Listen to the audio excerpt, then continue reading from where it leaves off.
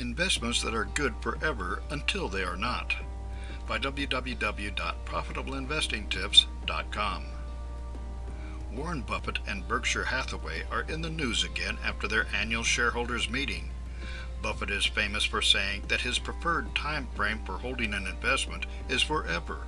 But the so-called Oracle of Omaha has criteria for buying stocks, and when those criteria are no longer met, he and his crew have been known to sell in a hurry. Yahoo Finance writes about 11 stocks Warren Buffett didn't hold forever. However, when it comes to managing Berkshire Hathaway's $150 billion stock portfolio, Buffett and his top money managers aren't afraid to reverse on a dime and liquidate a stock should the company cease to meet Buffett's 4 investment criteria. And these are his 4 criteria for buying and holding a stock. We select investments on a long-term basis, weighing the same factors as would be involved in the purchase of 100% of an operating business. 1. Favorable long-term economic characteristics. 2. Competent and honest management. 3. Purchase price attractive when measured against the yardstick of value to a private owner. 4. An industry with which we are familiar and whose long-term business characteristics we feel competent to judge. The 11 stocks that Berkshire Hathaway purchased with an eye toward holding forever and then sold are these: Deere, Verizon, Kinder Morgan, Walmart, Intel, ConocoPhillips, ExxonMobil, Bank of America, Nike, Home Depot, Lowe's.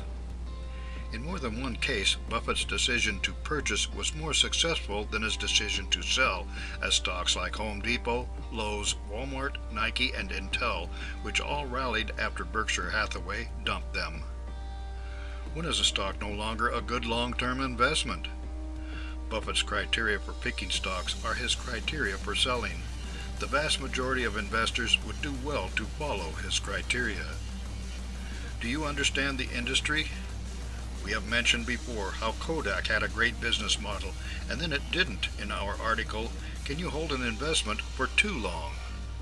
Eastman Kodak was founded in 1888 and prospered for decades as the inventor of the personal camera and maker of film.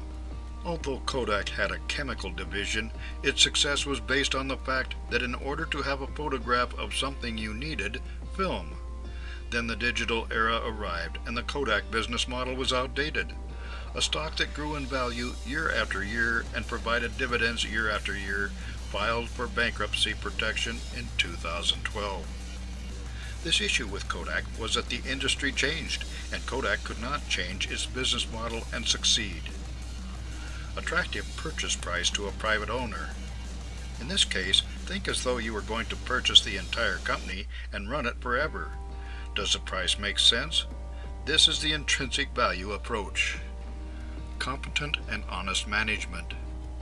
In this case, think as though you will be buying a company and putting people you trust in charge. Are the current managers the ones you would pick?